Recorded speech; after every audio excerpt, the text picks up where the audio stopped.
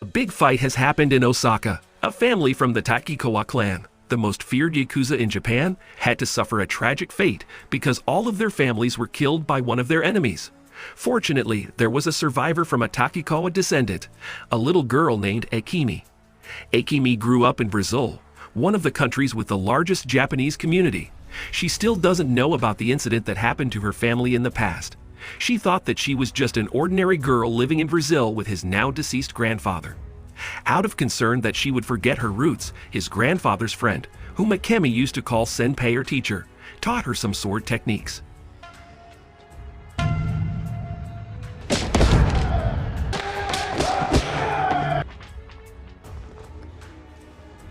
Meanwhile, in Japan, we will be introduced to one high-ranking Yakuza named Takeshi. At that time, he was about to execute one of his underlings for having embezzled the organization's funds. His underling tried to negotiate to tell Takeshi the information no one knew but him.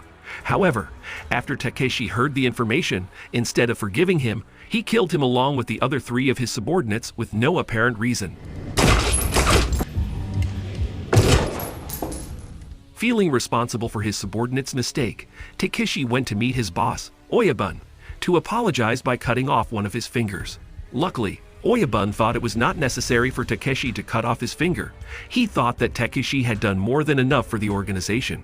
However, this was not the case for Kojiro, Oyabun's right-hand man, who, in the first place, had no respect for Takeshi, as he thought the latter used to be a Yakuza from the Takikawa clan. Cut back to Brazil, where we meet a man named Ronin. He just woke up and did not remember what happened to him, and all the doctors who had treated him at the hospital were also unable to find his identity. In the end, they called the police, hoping that it would help them. Not wanting to trouble the people around him, Ronin decided to leave the hospital. As we can see, it seems that he has been trained to do this. Before leaving the hospital, he took the katana sword that had been brought by the police earlier, and he hoped that by doing so, he could find the answer to who he was. On the other side, Akemi was getting her clan sign as a tattoo, and after that, she went to see her friend at a particular club, where she had to get into a fight because there was a man who tried to harass her, and for that, she was almost arrested by the police. Elsewhere, Ronin went to an antique shop to find out who the owner of the katana sword he was carrying was. He finally got an address that led to a place that turned out to be Akemi's house. Right at the same time, Akemi just returned home and was attacked by those same jerks who harassed her the night before. They tried to take revenge for what she did to them. Helpless and cornered, Akemi fought them all with all her might. Luckily, Ronin, who happened to be nearby her house, came at the right time to help her fight those bad guys. We cut back to Takeshi, who is now in Brazil, to find Akemi. Once he arrived at Akemi's house, with no explanation, he began to slaughter everyone. Akemi ran away in fear. She thought that Takeshi was targeting her.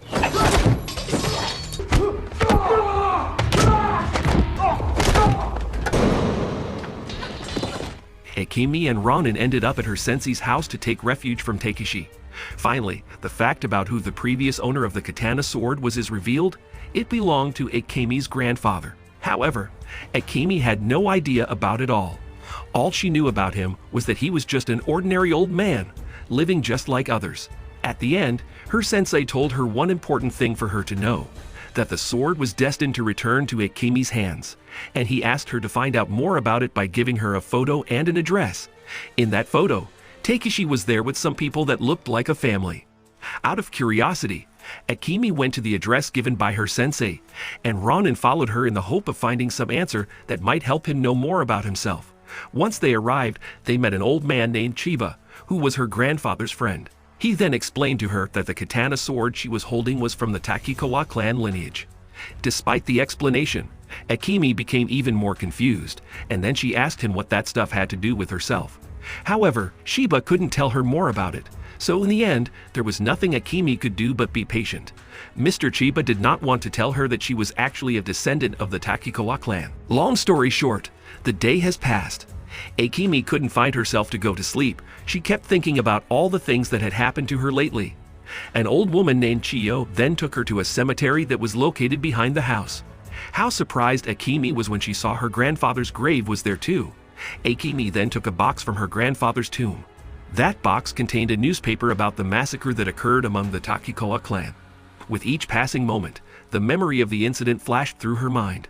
Unexpectedly, Takeshi arrived. He then told her that he was one of the Yakuza who used to work with the Takikawa clan, and his purpose of coming was actually to save Akemi because his current boss, Oyabun, had sent his men to kill her. In the meantime, Kojiro was on a killing spree. He killed all the elderly who lived in that house. Ronin, who was sleeping in the warehouse, was surprised when he saw that all the elderly people who had greeted him were now covered in blood. In a desperate situation, Akemi and Takeshi tried to leave the place, knowing that they were outnumbered and would definitely be overwhelmed if they had to deal with Oyabun's men. In the end, she had no choice but to leave Ronin. Once Akemi and Takeshi arrived at some safe place, Takeshi finally told her everything about her family. He told her that she was a descendant of the Takikawa clan, the most feared Yakuza in Japan. When she was a little girl, all of her family were slaughtered by her father's enemies, Oyabun. As the only one who survived the tragedy and also the last successor of the Takikawa clan, Takeshi, who was Akemi's father's confidant, was assigned to guard and protect Akemi. He then asked one of his subordinates, Daisuke, to run to Brazil with Akemi and then change their identities. Daisuke then claimed that he was Akemi's grandfather.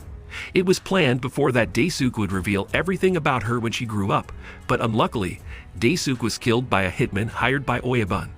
That hitman was none other than Ronin. Therefore, Takeshi came to Brazil in order to bring Akemi back to Japan, where some of the leaders of the organizations who used to work with Akemi's father were ready to avenge her family together with her as the legitimate leader of the Takikawa clan. Akemi made up her mind. She was determined to avenge her family and decided to go back to Japan.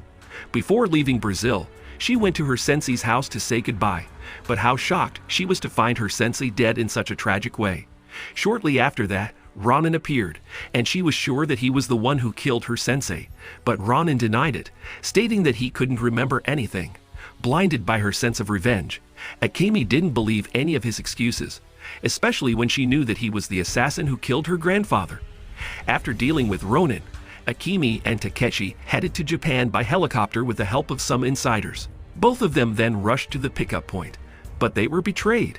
They thought that those people would help them, but it turned out that they deliberately trapped them, and they almost killed Akemi. Akemi fought with all her might, not wanting to die in vain. She tried her best, using her katana, to beat all of Oyabun's men, and she ended up defeating them all. Akemi's heart is set. She is the successor to the Takikawa clan. Afterward, Akemi and Takeshi resumed their goal.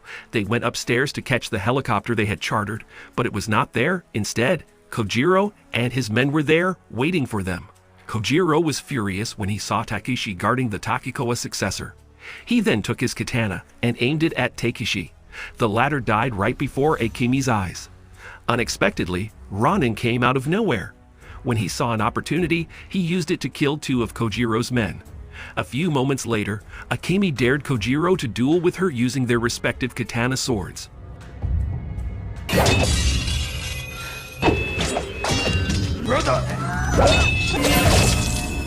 Akemi ignored the cut of Kojiro's sword that wounded her. That wouldn't stop her at all. Fed up with Kojiro's bragging, Akemi finally unleashed her signature move, and in the end she managed to slash Kojiro with ease. Following that, she saw Ronin lying on the ground, helpless. She was still annoyed by him and intended to kill him too, but Ronin apologized and told her later on that he really couldn't remember what he did. Akemi forgave him, but with one condition. He had to work under her power, as she would return to Japan and avenge her family.